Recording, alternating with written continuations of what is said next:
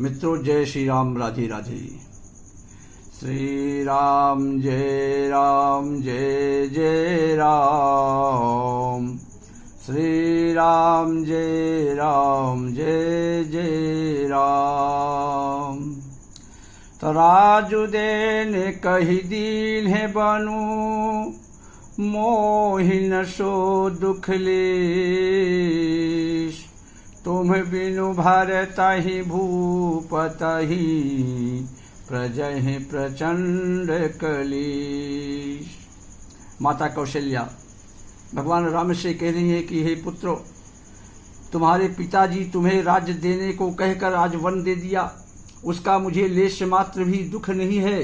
दुख तो सिर्फ इस बात का है कि तुम्हारे बिना भरत को, तुम बिनु भरतहि भूपतहि प्रजहि प्रचंड कलेश, तुम्हारे बिना पुत्र भरत को, महाराज को और प्रजा को बड़ा भारी क्लेश होगा। तो जो केवल पितु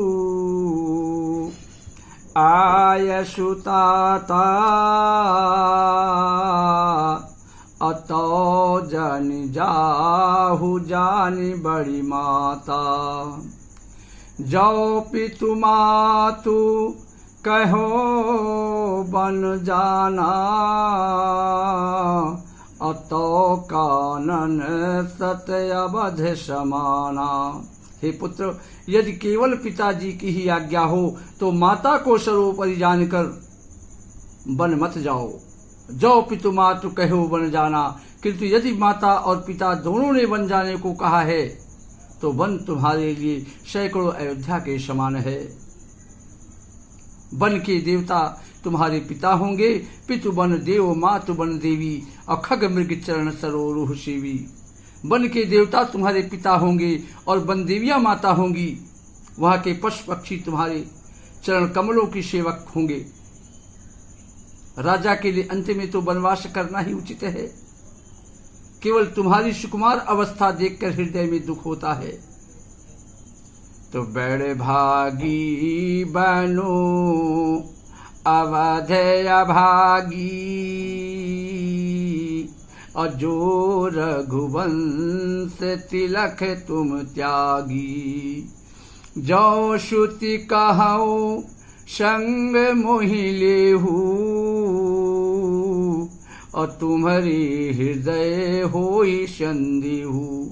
हे रघुवंश के शिरोमणि, वन बड़ा भाग्यवान है और यह अवध अभागी है जिसे तुमने त्याग दिया है। जो श्रुत कहो संग मोहि लेहू। हे पुत्र, यदि मैं कहूं कि मुझे भी साथ ले चलो तो तुम्हारे हृदय होई संदेहू। तुम्हारे हृदय में यह संदेह होगा मेरे प्रति कि माता इसी बहाने मुझे रोकना चाहती है। तो पोते परम प्रिय तुम सबही के, अप्राण प्राणिक जीवन जी के। ते तुम्हें कहूँ मातु बन जाऊं, और मैं सुनी बचन बैठी पछताऊं। हे तात, तुम सभी के परम प्रिय हो, प्राणों के प्राण और हृदय के जीवन हो। वही तुम कहते हो कि माता मैं वन को जाऊं, और तुम्हारे वचनों को सुनकर मैं बैठी पछताती हूं। तो यह विचार नहीं करहूं, हठ झूठ स्नेहु बढ़ाई। मानि मातु कर नाथ बलि, सुरति बिसरि जन जाई। यह सोचकर झूठा स्नेह बढ़ाकर मैं हठ नहीं करना चाहती, न हठ करती हूँ। बेटा मैं बलैया लेती हूँ, माता का नाता मानकर मेरी शुद्ध भूल न जाना। मानि मातु कर नाथ बलि, सुरति बिसरि जन जाई। माता का नाता मानकर मेरी शुद्ध भूल न जाना। तो देव पितर सब तुम ही गोसाई, और राखहूं पलक नयन की नाई। अवधि अम्बु प्रिया परिजन मीना,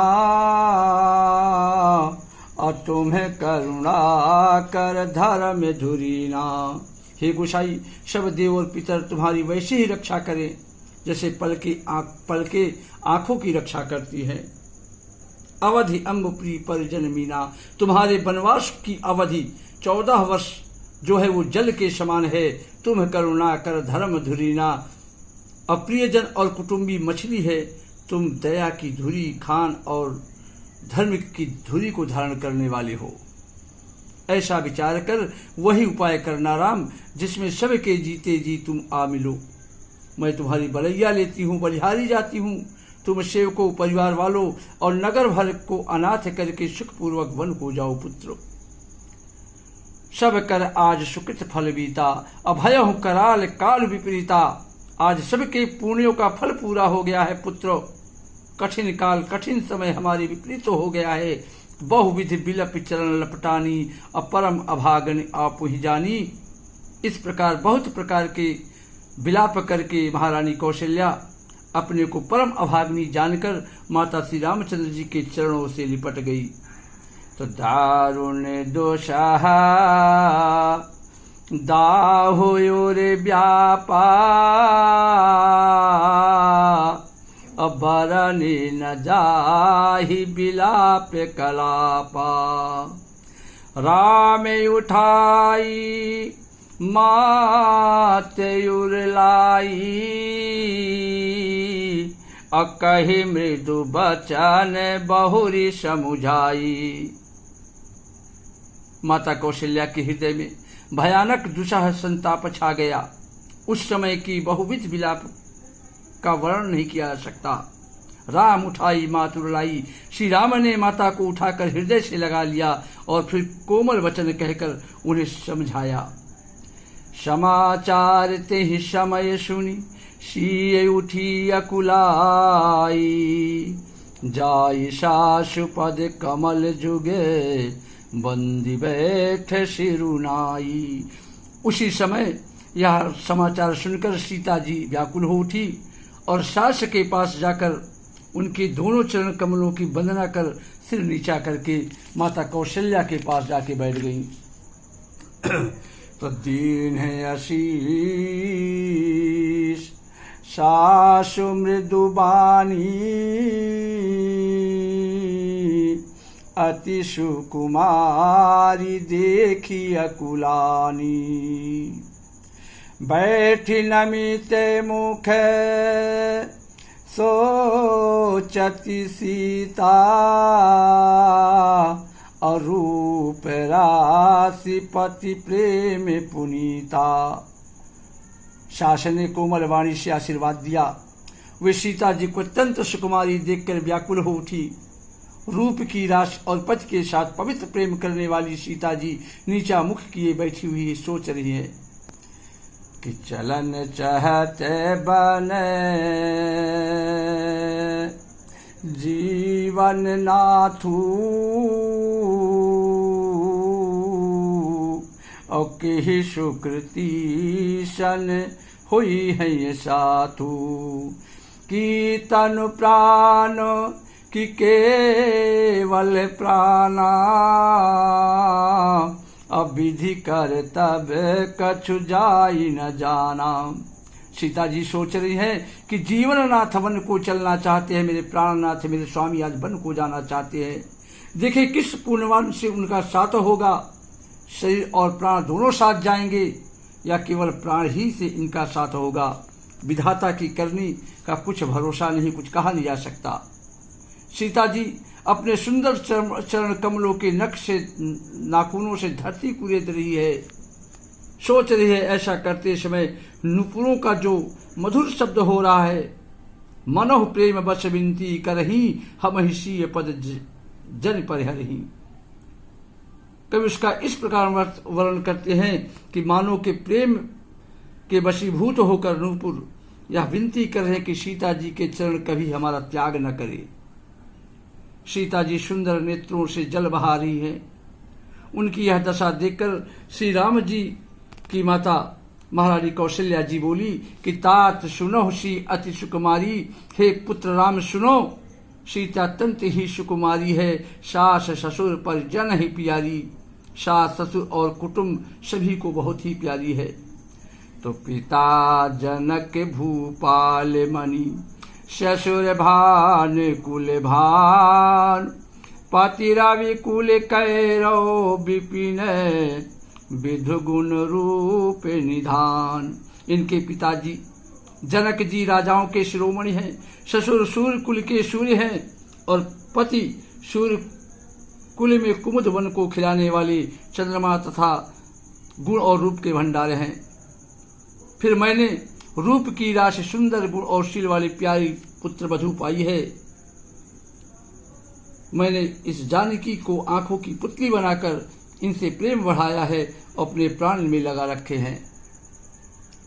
तो कलप बेली जिमी बहुविधि लाली,